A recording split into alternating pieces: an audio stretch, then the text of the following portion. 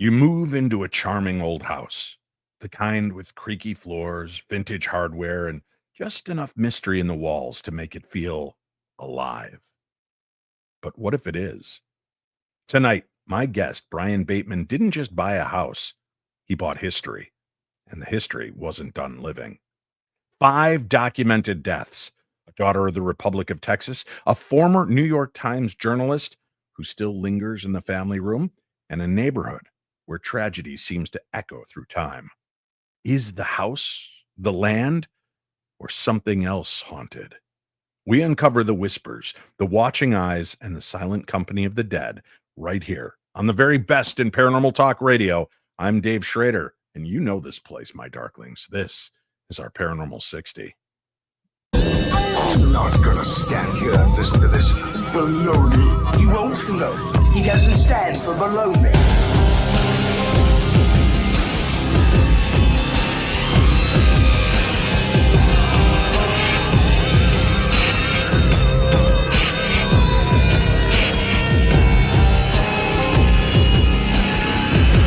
Sounds like a lot of supernatural baloney to me. Supernatural, perhaps. Baloney, perhaps not. Oh, my sweet darklings, thank you so much for joining us here this evening. I want to remind you, this weekend is coming up, the Cryptids and Paranormal Conference taking place in Farmingdale, New Jersey. Now, I know that the online tickets have sold out. There may be some tickets still available at the door, but the best part, well, the second best part, is that the vendor room is open and available for all to come visit and see, meet the speakers, get a chance to see our cool swag, our books, and the rest, and get a chance to do pictures, autographs, hugs, whatever you'd like to do. Come on out to the Cryptids and Paranormal Conference. It is again in Farmingdale, New Jersey. You can get more information by visiting my website at darknessevents.com. That's darknessevents.com. And you'll also find all the other great locations I'm going to be at this year. And I hope to meet you in person. All right, let's jump right into it tonight because we've got a great show for you lined up. Brian Bateman joining us right now, all the way from Texas. Brian, welcome to the program. Thanks for being here. Thank you so much for having me, Dave. I appreciate it. So a comedy writer, radio guy, and now haunted house owner. Yes. Yeah. Something that I would have never expected in my life. Going from writing comedy for radio, AM radio at that. It was an AM radio station called 700 WLW in Cincinnati, Ohio. I wrote for a guy named Gary Burbank for 4 years until he retired in 2007.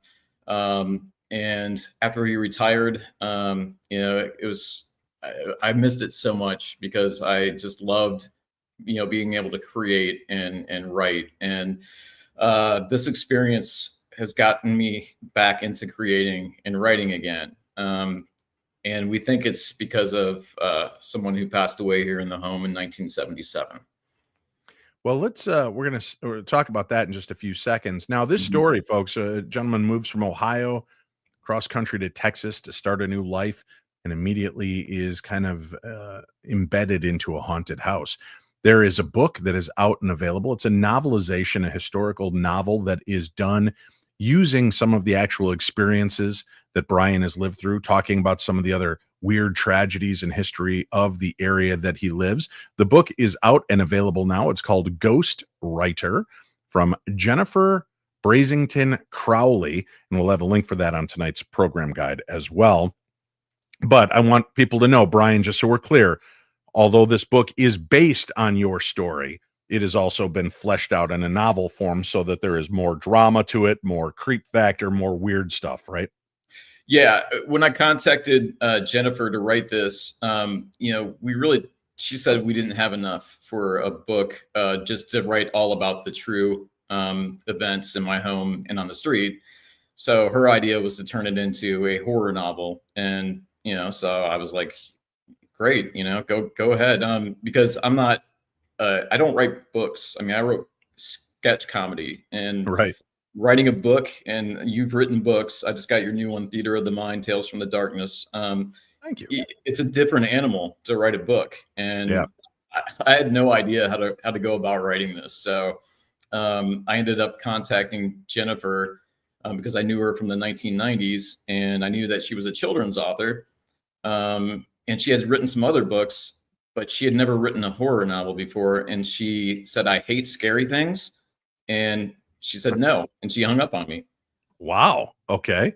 I felt so compelled to get this project and this book out that I wouldn't take no for an answer. And so she finally agreed reluctantly. And 8 months later, we had a book. So Fantastic. Again, the book is called Ghost Writer, not Ghost Rider, Ghost Writer, WRITER. And you'll find the link and more information on today's program guide. Author Jennifer Brasington Crowley. Now, had you had paranormal experiences in any other parts of your life, Brian, or was this a totally new thing for you? Like going back to when I was probably 13 years old, I did have an experience in Ohio in my basement where I used to play drums, and the drum key that you tighten the drums with to tune it a drum key flew, and it hit a metal pole in my basement. That was the only thing that's ever happened to me personally, that was so, it scared me. I mean, it was shocking, actually. Do you have any idea why that would have happened? Do you think that you irritated the ghost in the house with your drumming, your antics? What's going on? I didn't even, I mean, the house, that was the only thing that ever had happened in that house. And the house was built in the 1980s. It was nothing special. And there was no reason to me at that point to ever think of why that had happened. But other than that, my wife and I did have a weird experience in Galveston, Texas, one time at an Airbnb where we had footsteps upstairs. It was a 1900 storm survivor from the storm in Galveston. That was also kind of an interesting thing, but yeah, other than that, nothing. Just real quickly to set this tale for me back, when you had the experience where the drum key went flying across the room and hit the pole, was this before you began playing? Was it after you began playing? I wasn't even playing at the time, actually. Okay. So it was I was just in the basement at the time. Yeah. So, it was just one of those things that was just, but that's the only, that and the thing in Galveston with my wife was really the two standout things in my life that really kind of took us back, where we're like, wow. Well, the reason I ask is I've talked to quite a few musicians on the side who've talked to me about their paranormal experiences kind of in hushed tones. They don't want people to think they're nuts. And some of them have said that they'll get done jamming for an hour or something, practicing, rehearsing, and things will kind of act chaotic. And they're like, "Dave, my house isn't haunted. Nothing else happens except for like in the immediate 15 to 20 minutes after I get done jamming." And I've often thought, you're putting out a lot of energy. You're drumming, you're playing guitar, you're in that zone. It might be almost poltergeist-like activity, something that's emitting from you that's causing this. But in this case, it wasn't so much. It's not like you had been drumming, but maybe your drums missed you, Brian, and they were trying to get your attention. So they threw the key. They were telling me, "Don't play. Don't get behind there and play, man." It scared me out of the basement, But no. So this moving into this house, was just like we said, we had no idea. We started researching the history of the house, immediately. What's interesting is when we looked at this house, how people say they're kind of drawn to a certain location. I felt right away when I walked through the door that this was my house. I'm going to move here. My wife and I said, this is it. We were looking at another house in this neighborhood, and just this one, I said, no, on the other one, there's no way. This is it. And I don't know why I felt so compelled to, buy this home. But now I kind of, we're kind of figuring it out as we go. We've had this home investigated by Rose and Joe Venezuela from the Haunting of Texas group, is the name of their paranormal group. They've been out twice with medium Georgia Molitor. I didn't believe in mediums at all until Georgia shocked me, and we'll talk about that. So they, were also very surprised with the activity in this home, and they've investigated a lot of places. They said this house reminds them of the Washoe Club in Nevada, as Oh, far sure. as the paranormal activity. They said it's they when they've been both times, it's been super active both times they've been here. And Georgia says every time she comes here, she walks out and she's completely drained of energy. So, they're Now obviously more you sensitive. Oh, go ahead. Yeah, I was just gonna say, you go to this house and feel this is my house. Have you spoken to Mhm. your wife? What was her initial impression? Was this something that she also felt this was the place? Has she opened up about Yeah. the fact that there was something she was aware of there or no? It took her a while to come around to really even wanting somebody to come into the home to investigate, because she didn't So it want wasn't like to.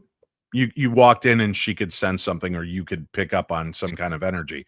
You just knew this was your She home. couldn't, but I did. I did. Okay. I knew right away. Yeah. And so kind of going to the, the story of what had happened in the home, I started researching the history of the Well, wait, house right first, away. before that, before you started Yeah. researching, had you had an experience and that's why you decided to research, or were you just interested in what your house had been or, the history of who lived there? What came first? It started out as just curiosity, Okay. and then it turned into obsession. I mean, Hmm. literally, I would spend 8 hours a day researching on ancestry.com. I used newspapers.com to search archives of the house. And then once I started figuring, or finding things out about the house, then things on my street started popping up.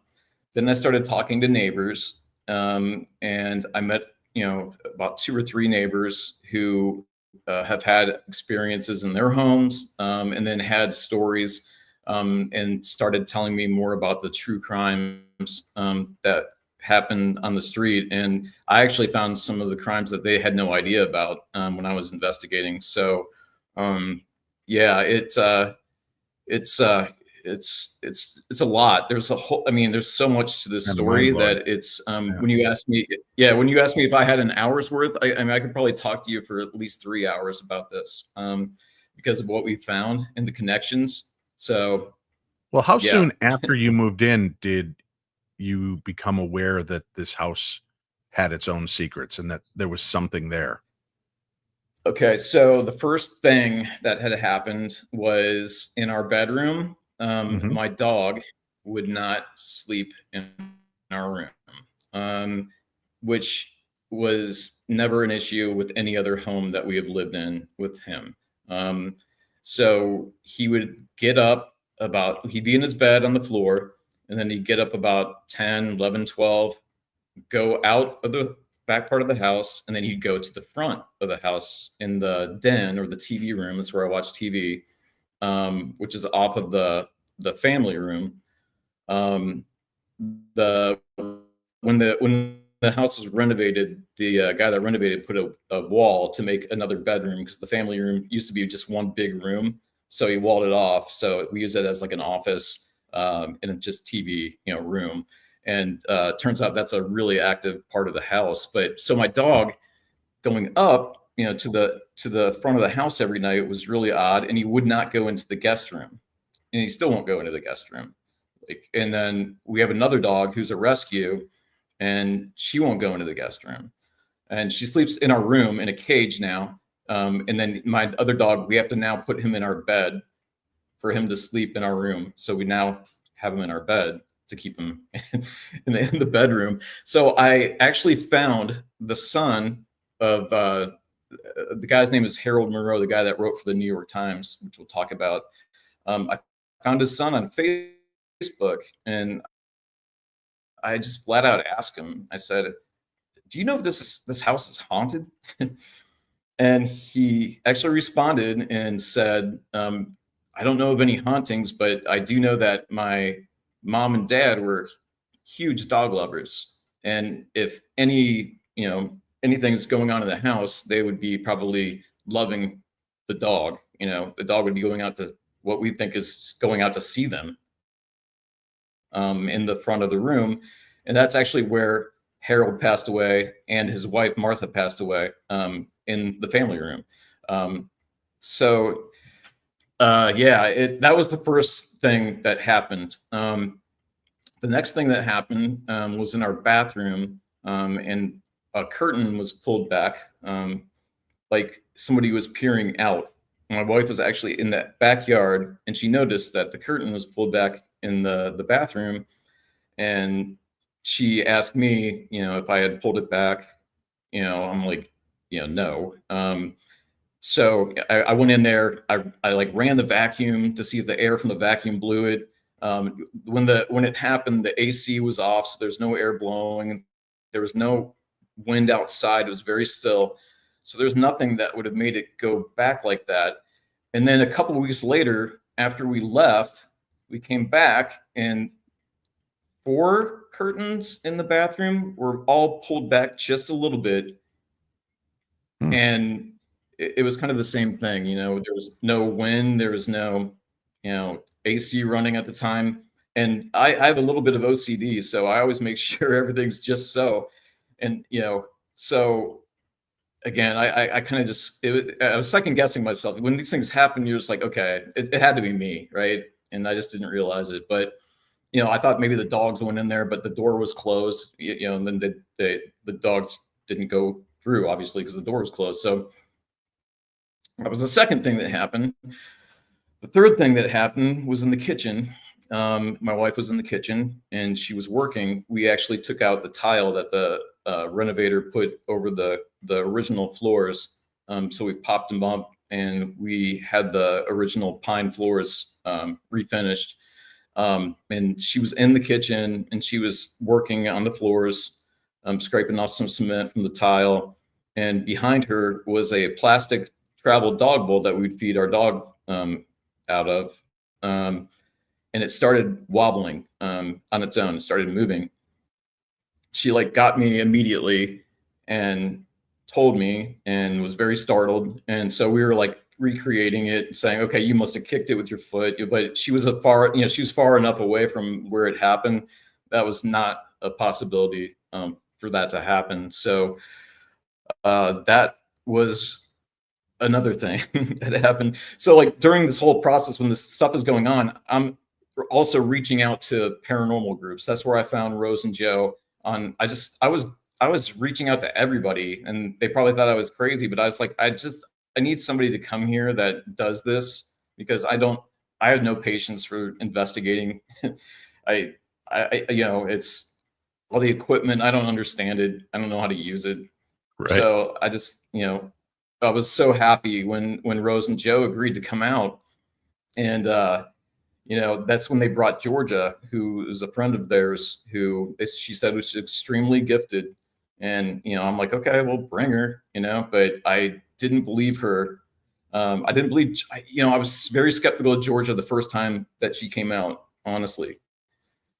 But the second time she came out, that's where we'll talk about later, where she hit something that was so dead on that she would have never known, that my neighbors confirmed, that it really made me believe that, yeah, this is real. But as this activity is happening and spooling out, is any of it frightening, or is it just more kind of challenging the way you see the world? Sometimes it's both. Okay.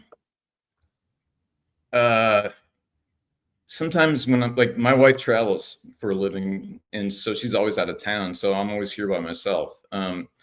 So sometimes there have been a few things that have happened where she's gone that was a little startling. I heard a dog walking behind me in the kitchen. I heard the nails on the wood, and so I assumed it was my dog. But my dog was in my bed, and my other dog was in the cage. It was a dog. I heard it.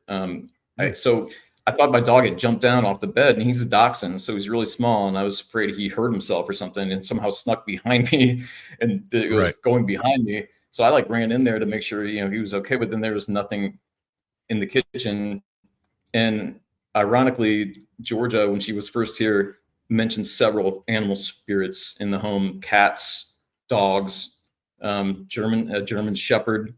And she also mentioned that my dog had actually passed away in, I think it was June of 2024. And she said it could have easily been him as well, which I also felt 2 times like a dog going up on the side of my bed. I don't know if you have a dog, but when they go on the side of your bed to like get your attention, I felt that. I actually felt that twice. And every time this stuff happens, I woke my wife up. I'm like, this just happened. And, and it's, I can't explain it, and I don't understand what it is and why it's happening. So that, sometimes when you start thinking about things like that, it's pretty startling. Sure. But the biggest thing so far that's happened that was very startling was on Christmas Day. My whole family was over. I have adult children. And my son put a water bottle, like a plastic drinking water bottle, on the coffee table in the family room behind me. And when he was getting ready to leave, the water bottle was literally on its cap. So it turned upside down on its cap. And he's like, he's like, what, what the hell? Right. What happened? Like, who did this? And so I immediately asked my kids who did it, because they know the stories of what's going on in this house. And I thought they were playing a joke. And I don't joke about this stuff, because it's, it's a serious subject, and I don't ever want to put something out there that is not real and not true. Right. So they swore up and down, all of them. And then the medium actually told me, this one's hard for me to wrap my head around, and you probably know way more about this than I do, but the medium told me that it was probably the elemental that's in the family room that likes to play pranks. Yeah. So I looked in to see what an elemental is, and I still don't really understand. That's really hard for me to wrap my head around. Welcome to the paranormal world. We don't understand much of what we discuss. It's a lot of concepts and theories, and elementals are everything from just kind of an earthen spirit to even some people believe the fae or fairy folk. Even some believe that things like Bigfoot are in fact elementals. So there's no definitive answer, but it does seem that it's something that maybe was never alive in the form that we would understand it to be. And it might be more of a nature element or energy.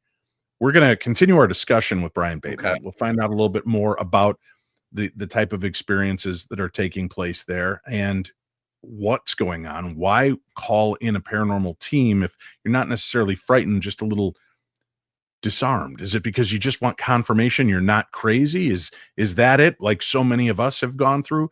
Or was something else driving him? We'll find out more when we return to the very best in paranormal talk radio. I'm Dave Schrader. This is the Paranormal 60. Hey everybody, it's me, Bigfoot, and boy do I have something to tell you. So there I was, deep in the forest, minding my own business, snacking on berries, avoiding tourists, and trying to stream the live video of the Paranormal 60 podcast. Notice I said trying. But thanks to my old cell carrier, no signal, or slow and spotty at best. And worst of all, the astronomical bills. Now, I might be a magical beast, but I still got a budget. That's when I stomped my way over to Mint Mobile. Man, that Ryan Reynolds is during me. And Mint Mobile plans were starting at just $15 a month. Mint Mobile gives you premium wireless service on the nation's largest 5G network. Yup, even works here in the woods. Don't ask how. I know nothing of your human sorcery or satellites. Either way, now I can FaceTime the Chupacabra with zero lag.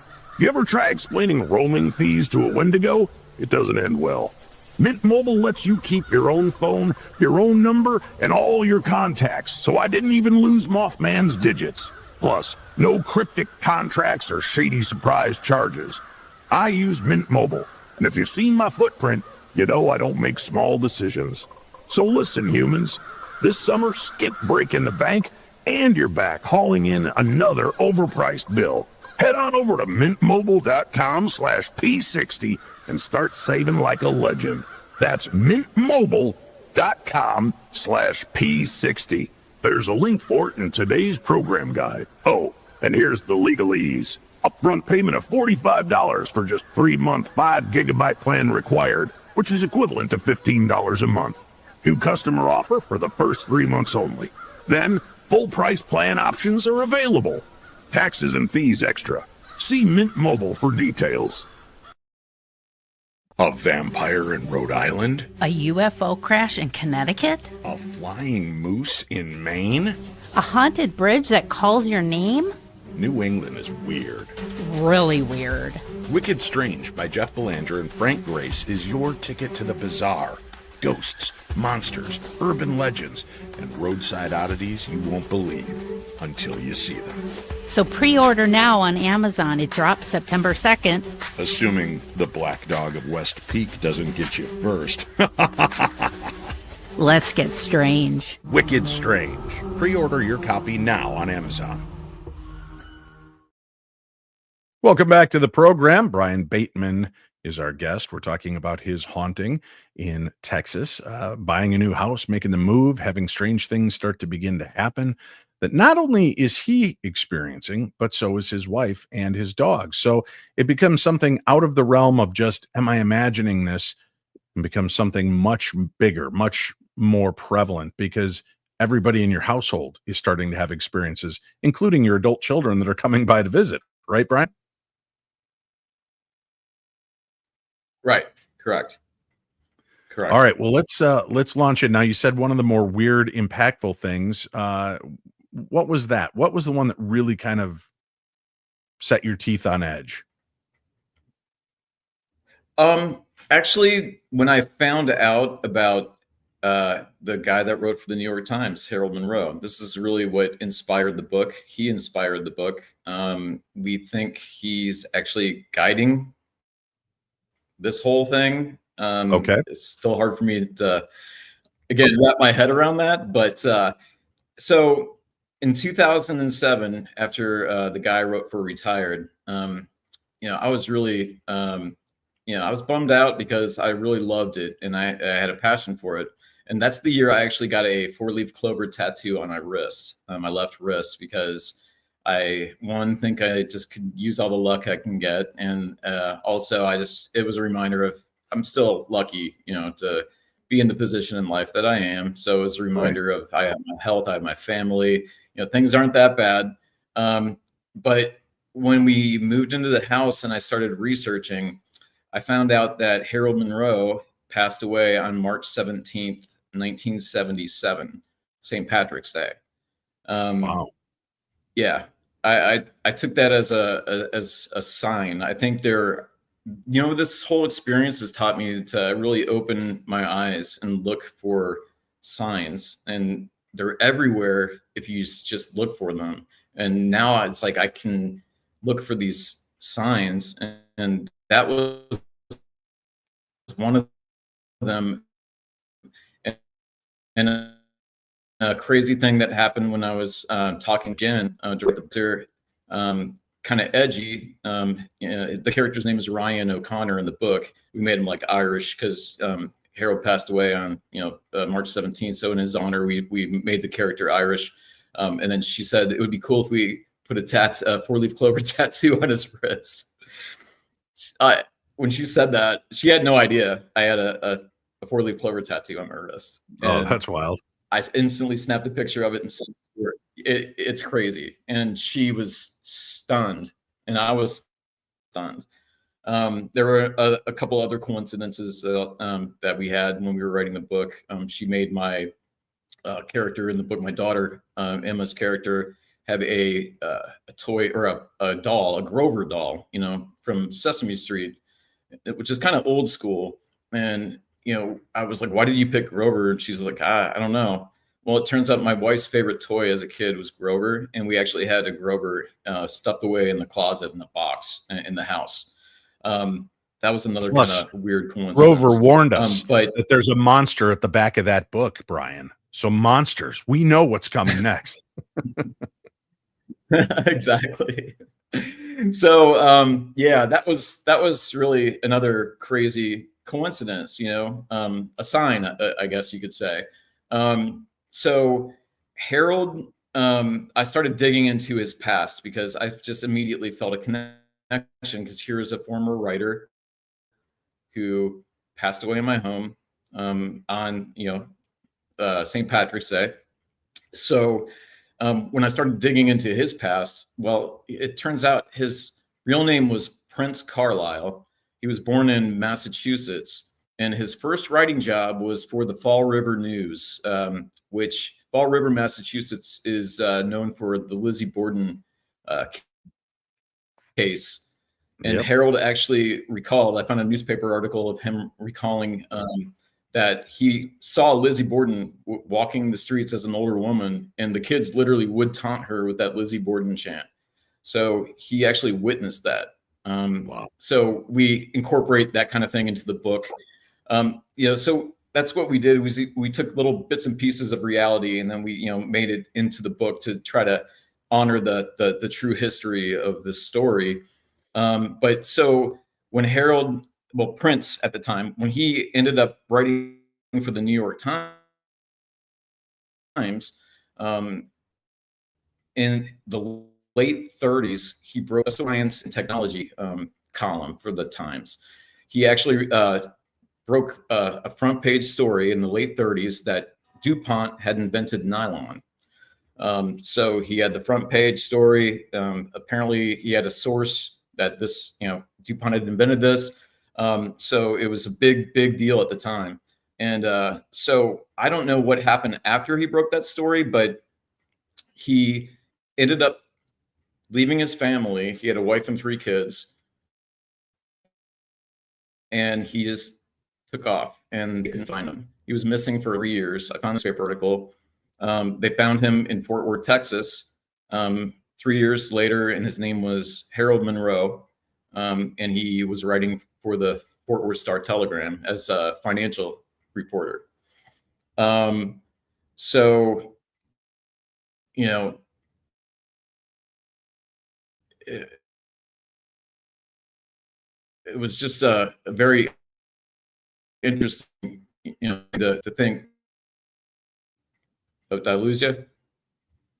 I'm here. I'm just having some staggering issues, which you warned me about at the beginning of the show before we went on. So we're having some buffering issues, but keep going. Yeah, I did a podcast. I did a podcast with these guys in England, and they had technical issues like they've never had before, and they were just kind of like, "Oh, whoa," So, but anyway, so the theory is that one medium. Well, actually, I've had 2 mediums tell me about Harold, and the one theory is that he is here to help me or do what you did in the past. And then there's just another theory that he comes and goes, but he's still here to help me, with this book. So yeah, that was pretty interesting story to find out about Harold's history. So Harold's wife, Martha, lived here after he passed away in 1977. And we found out that she passed away on Halloween in 2009. And like I was saying, she passed away in the family room as well. Wow. After she passed away, we also found out that there was the gentleman there was a gentleman that lived with her after Harold passed away, and he passed away in our guest room on February 3rd, 2023. But if I can get to I guess I'll go to the first death that I found out about. This is a really interesting story. Please. Then I'll get into the latest haunting that happened just about a month ago. But when I started researching, I found out that there was a gentleman named Elisha Morford, He passed away in my home on January 18th, 1914. And he was a soldier, a Union soldier for the Indiana 68th Infantry Company C, I believe. I'd have to look. I have it written down. And he fought at the Battle of Chickamauga, the Battle of Chattanooga, I believe, the Battle of Nashville. And so he saw some pretty, big. I mean, I think Chickamauga was the second bloodiest battle in the Civil War, I believe, if I read that right. So we researched where he was from in Indiana, and it was a town called Metamora. Actually, Walt. I'll tell you what we're going to do here real quick, Indiana. Brian. Am I there? Yeah, we're gonna take another quick commercial break. Why don't you go ahead and pull yourself down, reboot, and come back in when you can, and we'll see if we can reestablish a better connection. You're buffering a lot, and I want to make sure people can hear your story, okay? All right, stay tuned, folks. We've got more to discuss. Okay. We'll do that right here. We'll do that right here on the Paranormal 60. Are you standing at a crossroads in love, life, or purpose? I mean, Mercury is always in retrograde, am I right? But do you crave clarity, a connection to something deeper? Well, welcome to Love and Lotus Tarot, where intuition blooms and guidance flows. Whether you're seeking answers about relationship, career moves, or just a spiritual path, my tarot readings go beyond the surface to help you uncover your truth. Now, here at Love and Lotus Tarot, this just isn't about the cards. It's about connection, empowerment, and rediscovering your magic by illuminating your path. You'll get one-on-one personalized readings with me, either by phone or video or in person if the opportunity is there. And if we do a video session, I'll even record it for you and send you a link. That way you can download it and keep it as kind of a tarot journal. Speaking of journals, this just came out. Yes, I just created your very own bitch book. This is a no-filter dumping ground for all your grievances, angst, and anger that you carry with you throughout the day. Whether it's valid or not, you still have those feelings, so you need to purge them and get it out, and that's where the bitch book comes in. You can find them on Amazon, along with booking a tarot reading with me at lovelotustarot.com.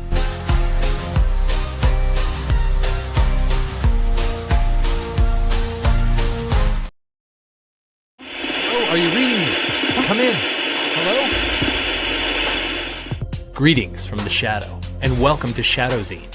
My name is Jeff Belanger. I'm an author, podcaster, and explorer of the unexplained. For 30 years, I've been investigating the paranormal, UFOs, monsters, and things that bump in the night. Lately, you may have noticed how major TV networks and even social media networks have been pushing our favorite subject back into the shadows. I say good. That's why I launched Shadowzine, a monthly underground publication that covers your favorite topics in depth by some of the leading writers and researchers out there. If you're looking for 30-second TikTok clips, go somewhere else. If you're ready for a deeper dive, put down your phone and pick up Shadowzine. You can't find it in stores. This is old school print. Head to shadowzine.com and be part of the underground revolution. That's shadowzine.com, and I'll see you in the shadow.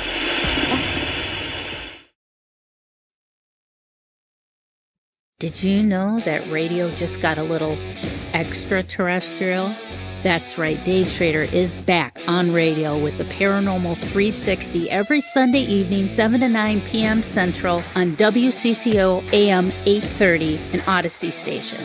Just download the Odyssey app and look for the WCCO logo, follow the station, and listen live. That's the Paranormal 360 on WCCO AM 830, an Odyssey station. Welcome back to the program. Hello. Brian Bateman, our guest, and hopefully a little bit better connection running as we go forward, hearing more about his paranormal experiences and stories.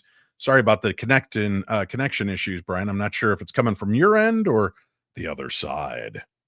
No, my AT&T wireless, my Wi-Fi, I have a gig, and it's usually running around 400, 300, 400 megs on Wi-Fi. So like I said, actually when the paranormal group was here last time, their batteries went out of the equipment like before we even started investigating, and some of their equipment went haywire and was going crazy, and they were like, this has never happened before. So maybe it is paranormal, I don't know. But yeah, I definitely have the speed and the connection. So I don't know, man. This is the second time. Like I said, it happened in England too. So it's, yeah. But anyway, so getting back to the so that was the Civil War guy for the Union, basically. We found out that he had passed away at age 75 in 1914, most likely in our bedroom, because our bedroom used to be the guest room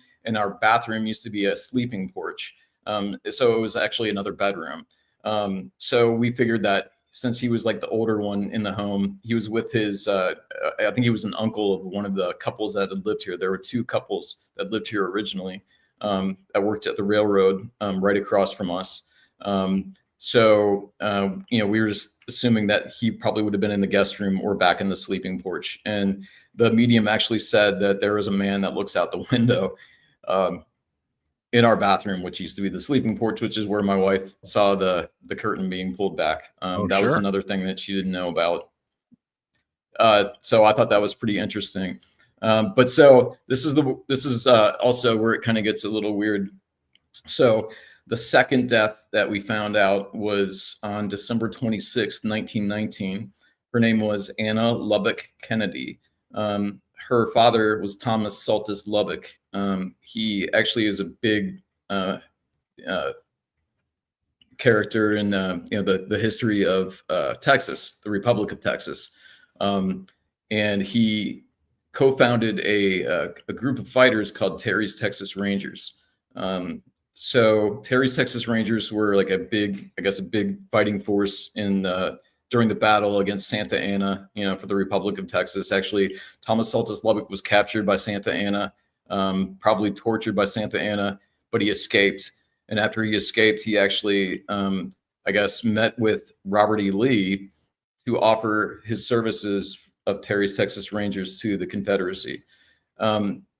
Once I started researching the Civil War battles, I found out that Terry's Texas Rangers actually fought against Alicia Morford's unit in the Civil War in several battles, one including the Battle of Chickamauga.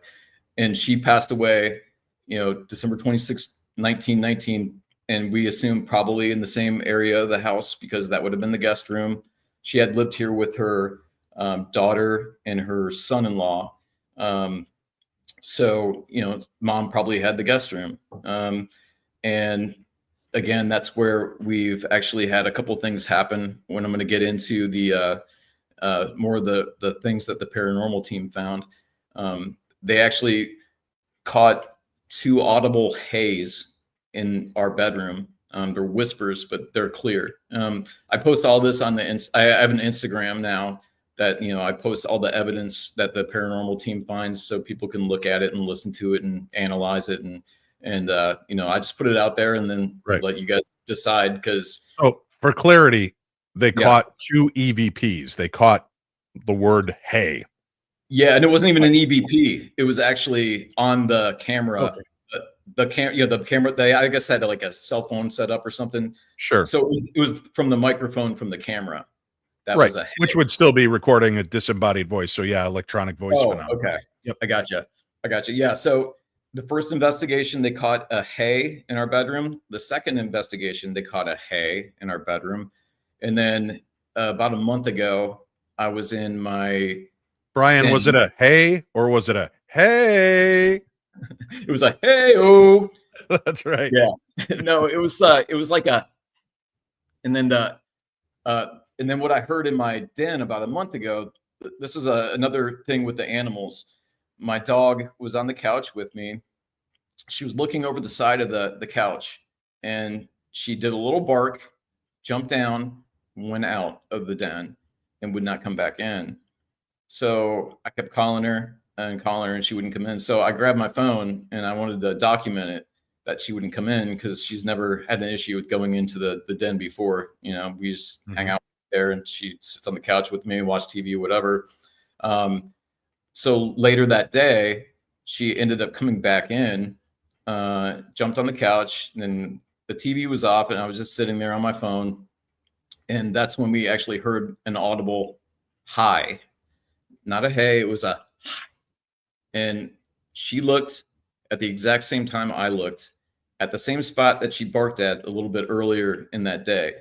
And when we first had the paranormal group out, we also had a lady from a podcast here in Texas called Haunted AF. Her name's Julie. She came out with Rose, just to kind of meet me and make sure, I guess, I wasn't crazy. Right. Do a little screening. And interestingly enough, at that time, this is early on, they both stood at that spot in the den where my dog barked and where we heard the hi. They said they felt this energy. Julie felt it too. I didn't feel anything. I was just like, okay, Right. But I just think it's very interesting that this happened about a month ago. And like I said, I filmed it, with my dog not coming in the room, because I wanted to show people, like, yeah, this is real. So that was definitely one of those things where you say, is it scary? That one in the water bottle kind of is a little bit scary. More unsettling, right? Unsettling. That's a good word. Yeah. More unsettling. So you keep digging up all these deaths associated with your property. Does that give you pause? I mean, does that aspect of it freak you out, or not really? Because how old the house is, how old the property is, and the type of things that took place in and around your area, I would guess your house is not special in that sense, that there was a lot of death because of the wars and illnesses and just life in general through the years. Yeah. Anybody that has an old home like this, I always just say, look into the history. You'll be, surprised at what you'll find. It's to me, it's fascinating. I guess some people don't care, but the history of this area in Fort Worth. I mean, we're in a historical district in our neighborhood. Right. We have actually the biggest collection of historical homes in the Southwest of the United States in this neighborhood, and the homes they range from the 1890s to the 1920s, from mansions to houses like mine, which are more middle-class homes. There's just such a great history here. But when I was researching the home, that's when, I started discovering about the murders that happened. In 1998, 2 doors down from me, there was a murder. An 18-year-old murdered his grandmother with his bare hands. Wow. I read the newspaper article. This is all I know about these stories, is what I read in the articles. I don't know anything else about it. But there were supposedly some satanic symbols found in his notebook. But I think he might have been using that as a scapegoat. I don't know. I haven't really looked into that deeply. And then in 1999, farther down the street, not too far, a few houses down, and then across the street, there was a double unsolved murder. They had owned a nightclub or a bar right around the corner from here, and they were retired. And somebody broke in and killed them both, and it's still an unsolved crime. And then in 2020, this one bothers me. A 4-year-old girl was killed by her mother because she actually said in the article, it said that she heard voices to tell her that she had to kill her daughter, because if she didn't, something worse was going to happen to the child. She slit her throat. She put her in a trash can, called the police. They came, and then she just admitted right then and there what she had done. I think she got 50 years in jail. Obviously very mentally ill. Right. So that was another one that was very sad. Does it concern you, Brian, that living there, hearing what's going on in the houses and places around you, how maybe that paranormal energy is affecting people? Does it ever make you nervous that something might impact you or your wife? You said yourself that you became obsessed with this house Mhm. and finding its history and uncovering the mysteries with it. Do you ever have a fear that it might impact or affect you in a negative way? Uh, yeah, I mean, we've only been here since February of 2024. Ironically, we actually moved in almost a year to the day Walt passed away in the guest room. Mm, And we didn't know again that had happened. Now it was natural causes. Now all these deaths were natural causes. I will say, we don't know of any murders or anything here in the home, but the medium did say something about she thought somebody hung themselves either a female, either in our home or really close in the vicinity. So, I'm still digging and right. still researching, and that's why I welcome any serious paranormal investigator to come in the home to investigate as well, because to me the more eyes the better. Because there are other But the thing is, you may not have had specific murders that took place in your house. Those were natural causes. Mhm. But was the paranormal activity wreaking havoc, right? We do know, not just on equipment, but on humans, the energy can be draining. And to have so many different types of murders happening around your home, it gives you a little bit of a reason to question, boy, is there something that is affecting or impacting? Is the scarring of the land here so profound that it is reverberating into the now and causing this insanity? That's what we're trying to find out. That's why the paranormal team's coming back in July, and we're going to do another investigation. They're going to focus this time more on the guest room because they didn't really focus on that very very much when they were here the first two times. But yeah, as far as affecting me, it's always a worry because you know eh, things can always happen. I mean, there Right. can be other things that could happen in this house that are scary, that haven't happened yet. I don't know. You know, that's a yeah. I never really thought that far ahead, honestly, Dave. Sorry, I didn't mean to put a mind grenade in there for you, but it just, you No, know, no, see, that that's would be my concern personally. Just, boy, all this stuff is happening around us and around our home mhm. in our neighborhood. What does Yeah. that Like mean? I also found out a suicide occurred next door in the early 2000s, or it was like early 2000s or 2010s. He actually committed suicide in the backyard and shot himself in the head. And then I also found out in the investigation during or when I was looking at the newspaper articles that the other side of me, a girl who was 16 years of age, passed away of typhoid fever in 1911. And I did talk to the neighbors, and she actually told me that they experienced some weird things over there as well and some weird energies. So I think there's probably a ton of different stories, in the neighborhood that just haven't even been told yet. Right. But I'm trying to find out as much as I can about the true history of what's going on here, because I think that's the only way you can find out, and explain what's going on, in my home right now. Um, so, But as of it's now, the people that have come in, the investigators, the mediums, the psychics, have they warned you or told you They of think potential they think danger? everything that so far they think everything is fine. Georgia was concerned about the elemental. She said Mhm. something about having somebody come and get rid of it, and again, we haven't had anything really negative happen to us, so I'm kind of holding off on that one. You Right. know, but really quick, I know we're probably running out of time, but I will tell you why I actually ended up believing the medium.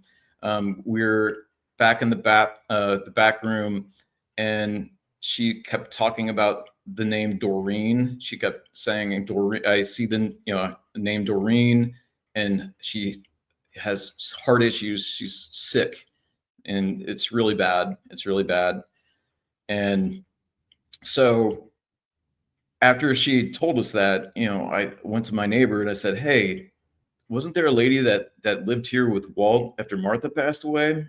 And he said, "Yeah." He said her name was Doreen, Dore. or no, Dolene. Sorry, she thought the name was Doreen. The real name was Dolene, Doleen. And I'm like, did she have heart issues? And he said, no. He said she had untreatable, or she had cancer and she wasn't treating it. And she was on hospice and she was suffering. And then later that day, his wife let me know that actually she had 1 or 2 open heart surgeries. So I was like, there's no way that she would have known the name, out of all the names you could pick. And you can't, and she couldn't have researched it at all because she had no idea. It wasn't in the newspaper. There was no record of it. So when she got that one, it was, and staggering. I could tell you probably 10 more stories and things that have happened, coincidences and stuff that happened with the paranormal investigation. They use the thing that talks, the voices, the words. It picks out the words. Right. There's the spirit boxes and then the ovilus. Okay. Yeah, it's like one of those. And they told us that there's a lady haunting our kitchen and doesn't like us when we're in the kitchen and cooking. It's like her space. And it's not that she doesn't like us. She just doesn't like us in her space. So my wife and I started calling her the kitchen witch, just as a joke. And the second night that they were here, that thing said the witch is here. And then as it said the witch is here, the stuff that was in the kitchen that they had set up was going off, the buzzers, what's it called? The REM pod. The REM pod's going off. And like the energy, you can feel the energy when it changes in this house. It was pretty intense. So that's just one example again of many more that I could give you. Like I told you, I could talk to you for another couple hours because they're town connections. They're all kinds of other connections that we've discovered. And sometimes the past demands to be heard again and remembered. And it seems like that something has come alive. Something is definitely trying to be heard and get your attention. Mm-hmm. Correct. Yeah. I do know a great paranormal team in that area as well. I'll put you in contact with after the show so they can come in. It's always, like you said, get more eyes on it, get more information, have people kind of look at it that way. Brian, will you come back and visit us in 6-7 months and catch us up on what the investigations have been showing you and what you've been finding out? Yeah, I'd absolutely love to. Absolutely. Fantastic. We'd love to have you come back and visit with us. Thank you for reaching out to me and sharing your story and allowing us to kind of share it here on the show as well. I appreciate it, Dave. Thank you. And again, folks, you could find the book. It is a fiction version of his story and mixing horror elements into it as well. It's called Ghost Writer, and it's written by Jennifer Brasington Crowley. I know you wanted to give a quick shout out to a few people you've mentioned throughout the show. Please go ahead so that they get the recognition they deserve. Thank you again. Yeah, I want to thank again Rose and Joe Valenzuela from the Haunting of Texas group, the medium Georgia Molitor. Sorry I doubted you. The Haunted AF podcast and Julie.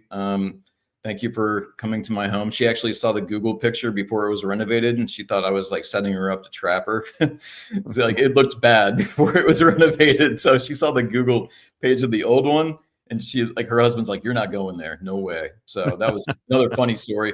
I still laugh about that. And also the guys in England, they're from a podcast called The Pursuit of the Paranormal. They were the first guys that gave me an opportunity to tell the story, and I so much appreciate them and you and everybody that will hear this story. I'd love to go on more podcasts and tell this because I think it's an incredible story that's still being written. I agree, and we will look forward to hearing more from you in the future about this story. So thank you again for being here and sharing that with us tonight. Sometimes a house is more than just walls and windows.